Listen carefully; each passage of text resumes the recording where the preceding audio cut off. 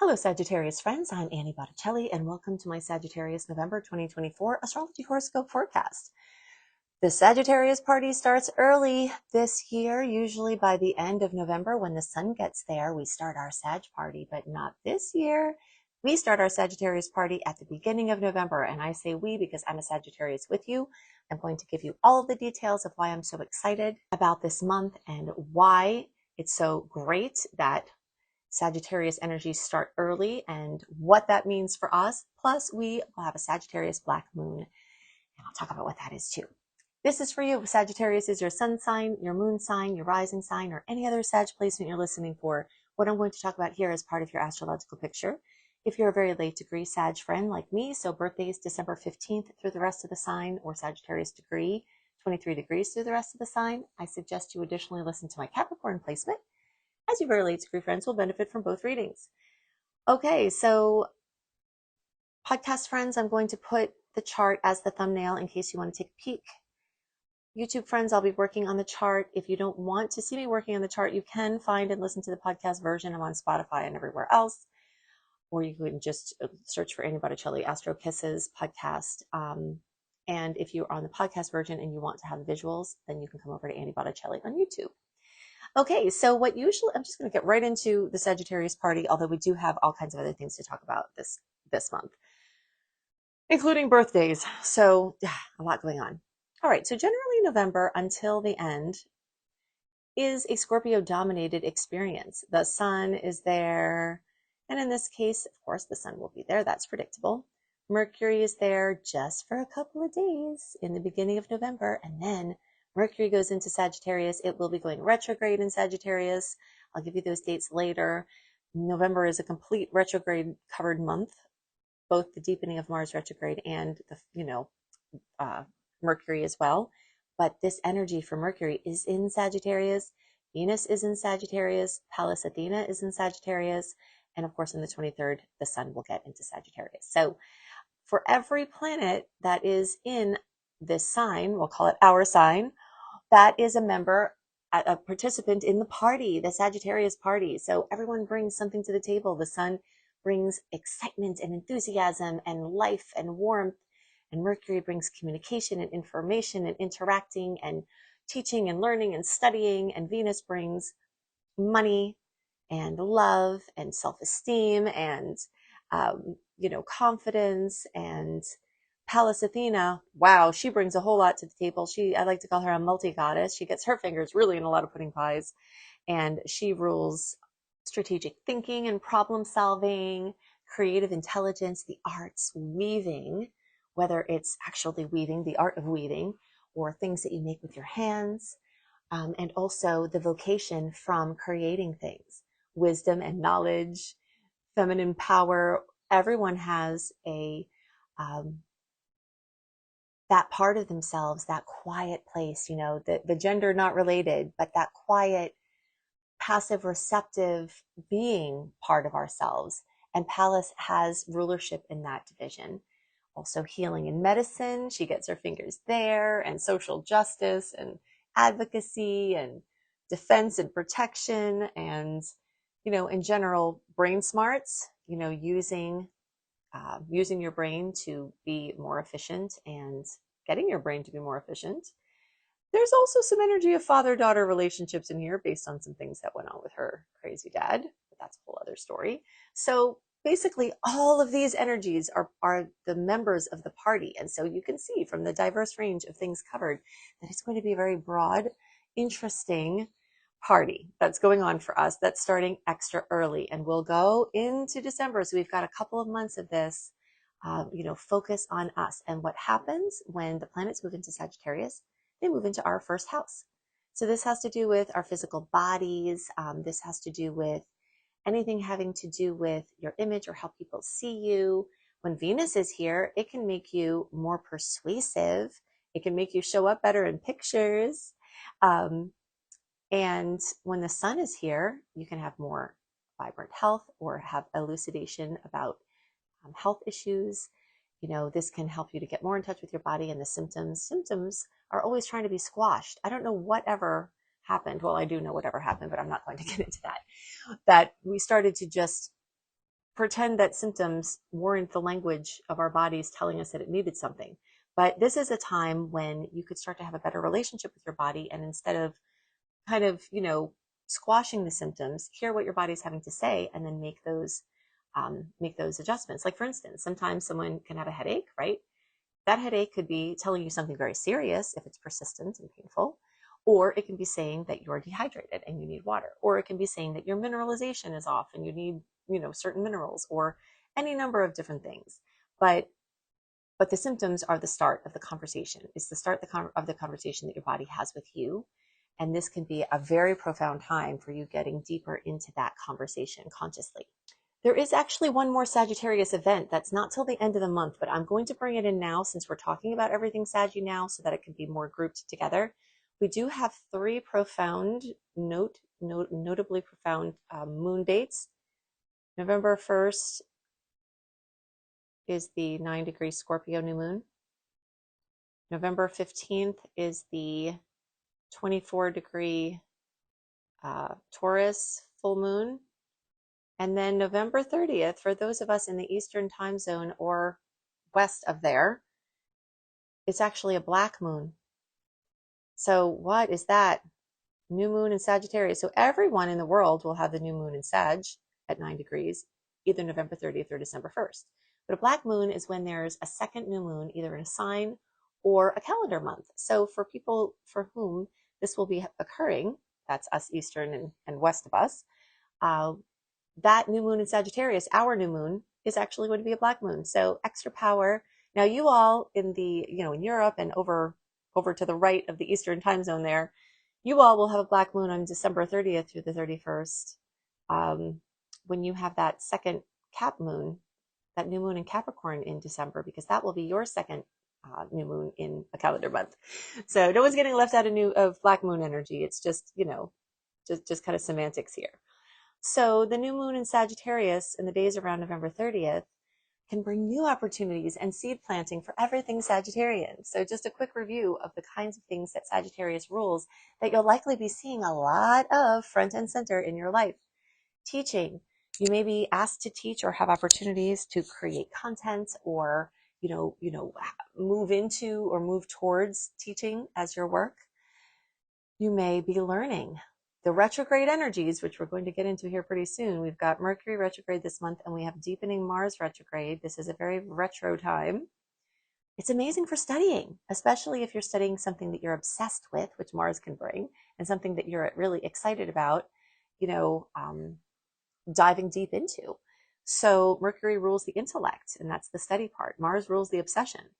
So you could go back to something you've always wanted to learn, or a course that you purchased, or, finally, just move into into deeper learning. And this could be travel, adventures, near and far, long distance travel, international business, philosophical discussions, basically anything that puts you on the top of a mountain, looking down with that bird's eye Sagittarian view of being able to see the whole broad, big picture. This is a time for big picture thinking. When the planets are moving through our sign, it's like the planets are speaking our language. And that always feels good when we understand, because when people speak in our language, we can understand. And that is what you will feel at this time, and it will be extended. Now, usually what's happening in November is we've got the heaviness and the depth and the emotional energy of Scorpio. And all of the signs have their virtues, and all of the, elements have their virtues. But for Saggies, water can throw down our beautiful fire. And then our fire is not happy, right? So you might find October, November time every year that very emotional things happen, very big, financial, for better or worse, relationship, for better or worse, things happen. This is a time to connect deeply and to dive into the more emotional parts of yourself and to connect with people in those ways. But from a purely elemental standpoint, this is usually a very watery time until around the 22nd or 23rd of the month when the sun gets there. But because of all the Sagittarius energy, it's kind of like we're opting out of the excess of Scorpio, which I think in many ways, we will really enjoy that. Okay. We'll just put it bluntly. So Scorpio energies are going to be present, though. The sun will be there. Mercury will be there for a short time. And those Scorpio energies move through our Pisces 12th house, which is another water house. So we'll have plenty of opportunities for that quiet personal connection, those quiet personal pursuits to rest from the crazy upward spiral of the Sag energies, because it will be busy November and December, make no mistake about it, just like it is every year. Oh, by the way, if you're listening to this early, before November 8th, then you might want to get your holiday shopping done early, because once we get into the Mercury retrograde flow, it makes shopping a little bit harder, and receiving the right things and not having them broken, all of that. So, if you're listening to this early and you can benefit from shopping early, then that will, it'll behoove you to do that. I'll talk more about the retrograde energies here soon. First, I want to talk about this 12th house. So 12th house is the house of our deep psychology. You could think of it as the basement or the attic of your being, that place where we shove all the things we don't want to deal with, where there also may be heirlooms, things that we've inherited, from our grandparents that are stuffed in the attic, or quite literally our DNA, things that we inherited through the genetics. This is the energy of the karmic gunk and the karmic gold. This is a deep place that we can draw riches, creative riches, where, painting and singing and just, find hidden gifts, and the place where we can see what ails us and where we're blocked in our lives and how we can get through that, this psychological space. So this is, while it's a very outward, gregarious time from all the Sag energy, it is also just coupled with this simultaneous, maybe alternating of internal energy, of going in deep and, profoundly processing emotions. Now, I want to tell you something very, very, very important. And this is not only coming from being an astrologer, but also being Sagittarius with a lot of Sag placements. I have 9 Sag placements in my in my chart. So I'm especially Saggy. And one thing that I know about ourselves is that since we tend to be positive and optimistic, Jupiter, our ruling planet, is the great expander and the bringer of optimism and luck.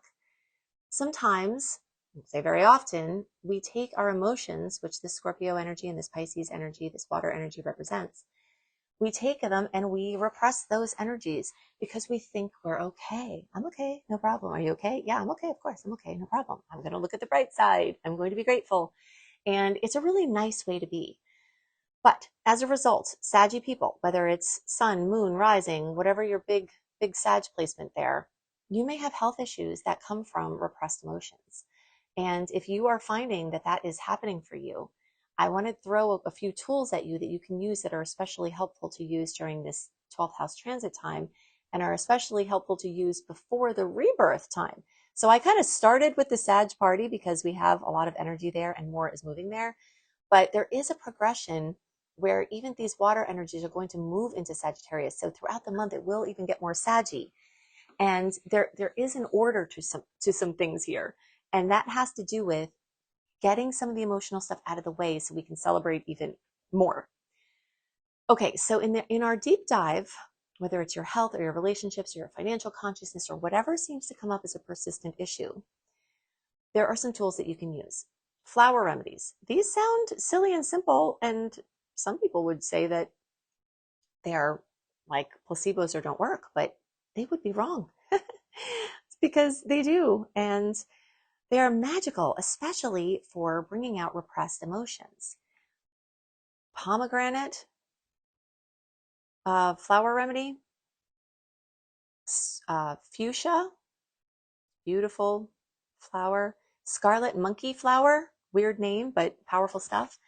And the pomegranate and the scarlet monkey flower, I actually got from this book by Donna Cunningham, which fell from my shelf into my path face up. Now I'm going through a serious Pluto transit. Maybe you're going through an intense Pluto transit. If you have any cat placements, late degree cat placements, but you could have other ways of going through a Pluto transit. That's just the way that I'm going through it. So I was going to walk into my office, and this book, Healing Pluto Problems by Donna Cunningham, falls off my shelf for no reason other than synchronicity, face up, facing me. And so I'm like, okay, I guess it's talking to me. And I open it up to Pluto over the moon because that's what I'm experiencing. And the moon relates to emotions. So even if you're not experiencing a Pluto over the moon transit as I am, this topic of repressed emotions is very current and a constant thing that we have to work with. So she suggested the pomegranate and the scarlet monkey flower as things you just drop them in your water, and they can help you to bring out repressed emotions. And so what happened, I'll just share this story with you because hopefully it will inspire you, to go along a path like this, that to use these energies, as deeply as you can. After I did these flower remedies for a few days, I was compelled to go back to Marriage of Spirit by Leslie Temple Thurston, a book that you've heard me mention before if you've listened to my work. The exercises in section 2, I had drifted away from them, even though it's been on my nightstand for 20 years. And I did a 12-page deep dive, and all the emotions that these flower essences brought up helped me to clear out and reach a major turning point in some important things in my life. So this month can be an important time like that for you, and you can use resources like this to help you to get those repressed emotions out and get into a habit of processing your emotions so that you can be happier and healthier. All right, so that's all poignant here. And on November 1st, that day of the new moon in Scorpio, that's another extra special seed planting time. But all month, you will definitely have opportunities with these Scorpio placements here. All right, so let's talk about the retrogrades. I might jump back and forth. Oh, right. The last thing I wanted to say about this is the Scorpio 12th house time before the sun gets over your sun, which is your birthday in November, December. Happy birthday to fellow Saggy friends. I'm on the 16th.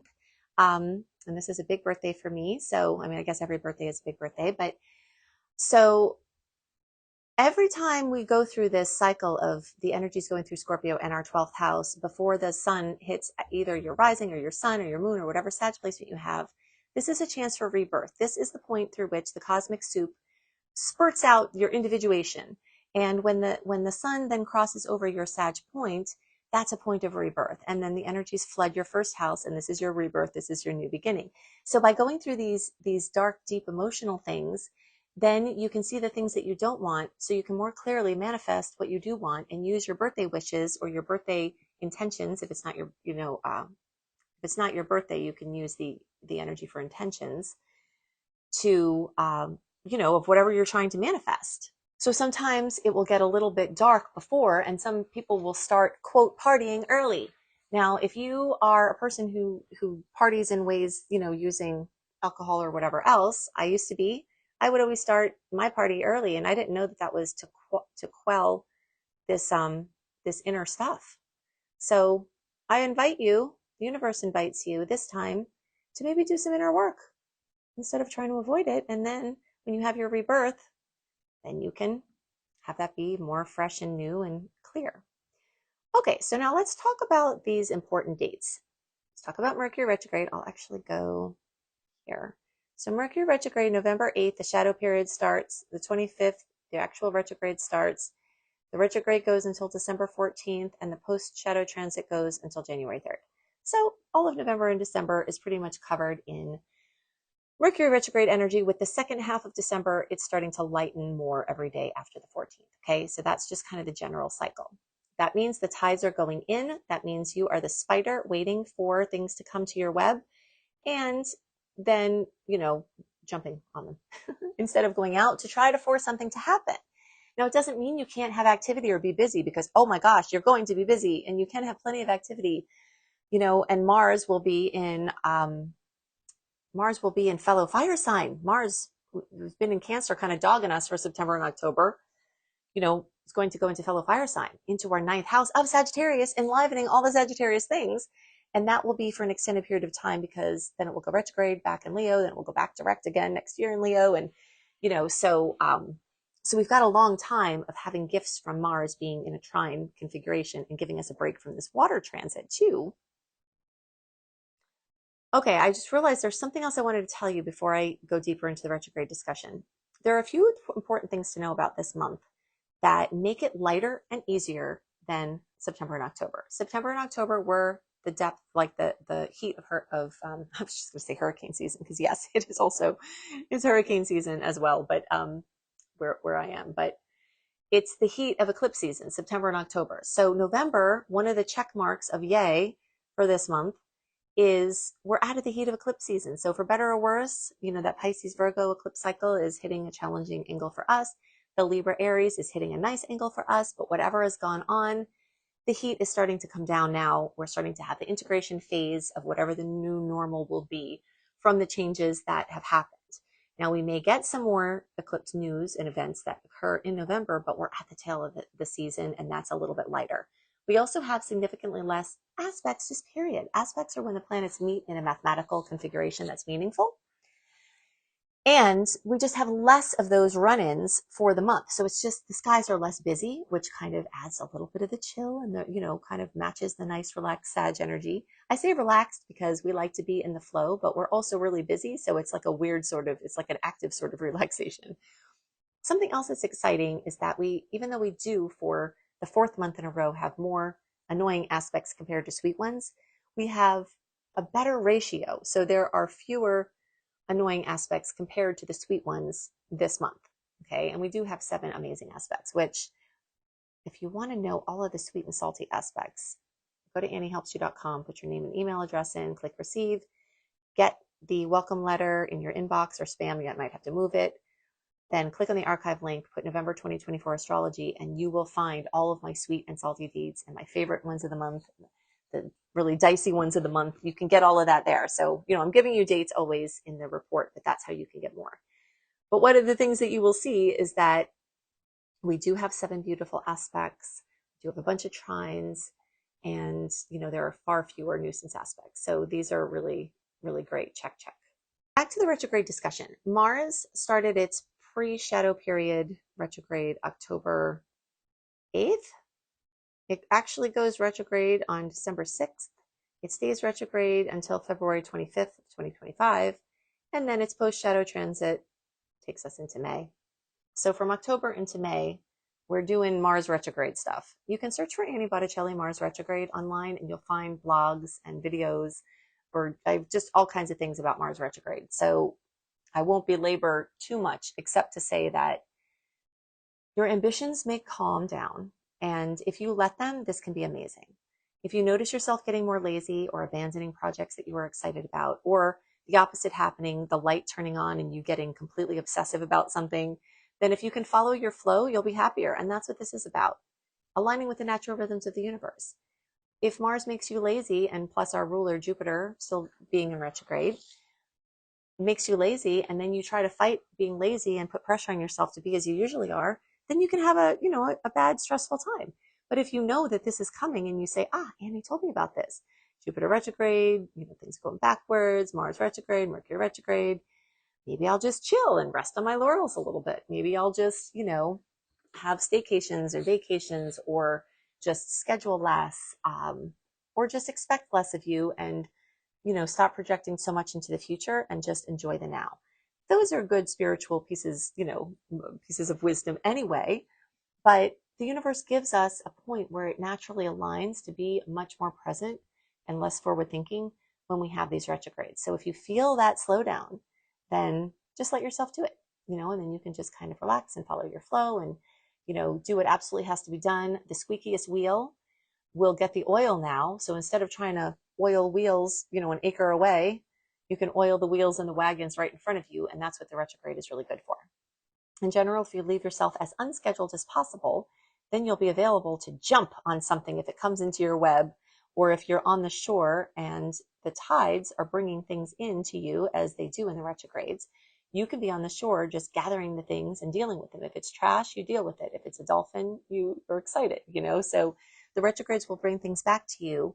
And the more you just hang out and kind of see what comes in, it's kind of like a video game where you're hanging out and you just deal with whatever comes to you at that time, rather than having to conjure anything or go on any specific quest. So Mars is going to still be moving forward in November, though. It doesn't officially go retrograde until December. So you may feel, even though it's starting to get into the retrograde zone, you may feel very hot on Sagittarius topics, not just from all of the planets that we talked about in the party here, but now Mars in Leo, making trines to all your Sag placements, however many you have, moving through the Sagittarius house. So the long distance travel, the immigration, the different languages, the teaching and the learning. All of that's going to be especially lit up in major ways, and you may get a massive amount done in a short amount of time.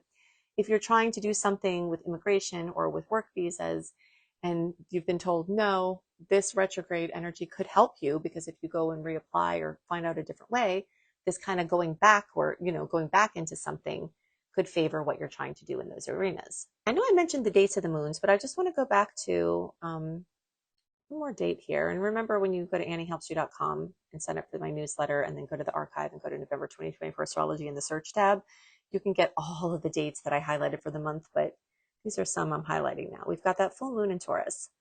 So I just want to talk about that for a couple of minutes, and we'll talk about the kind of things that you may see there. This is at 24 degrees. This is fullness, completion, fruition, drama to the energy of the second house, although it's happening for us in the sixth house because it's in the sign of Taurus, and Taurus rules the second house. So if you know anything about the second house, finances, income, expensive like material items, your relationship with material items, your budget, your savings, your connection to the earth, your ecological imprint, all of those things are Taurian related. So there may be something elucidated there. There may be something discovered. There may be an accomplishment or a manifestation that is big happening at that time. And talking on the health topic, you may have a health breakthrough, because the first house is a health house because it's your physical body, but the sixth house is a health house because it's the house of Virgo and it rules health. So having a full moon can either precipitate a medical event that could elucidate a problem that had been under the surface, or it could be a breakthrough if you've been working on healing things.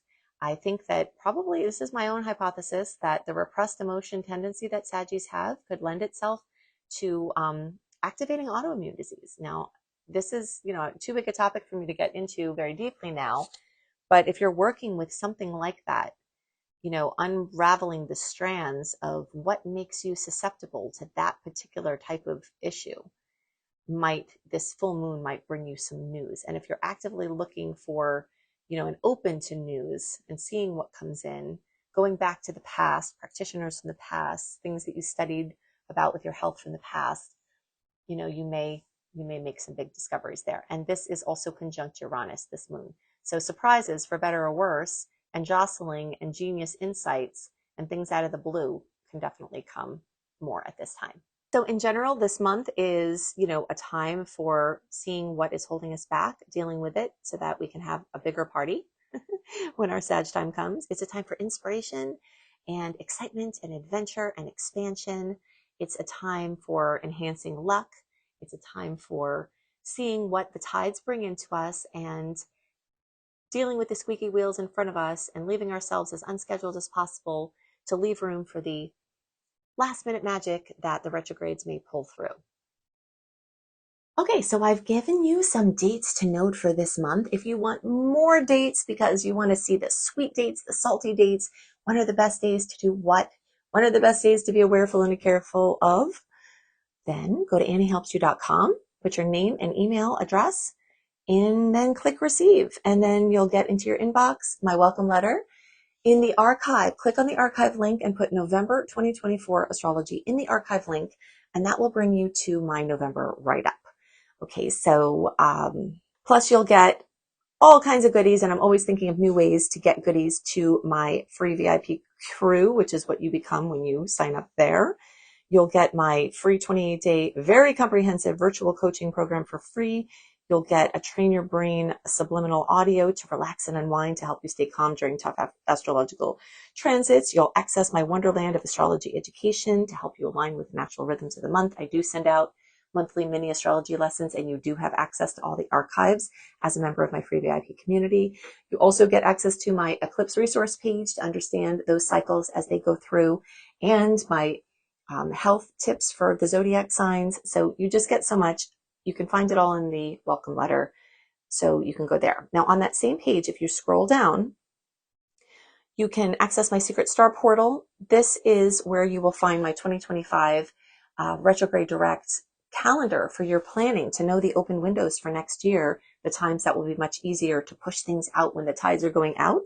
And if you want to learn astrology, I'm your girl. I've got a ton of free things. Obviously, if you're listening to my work, you see that I'm teaching for free online. But if you want a more structured system and you want to learn how to become a professional astrologer, either just to help yourself and your family and friends or to earn money, that is my area of expertise. I've been teaching astrology for 20 years. I've been a successful astrologer for 20 years and also a successful online practitioner for a good bit of that time.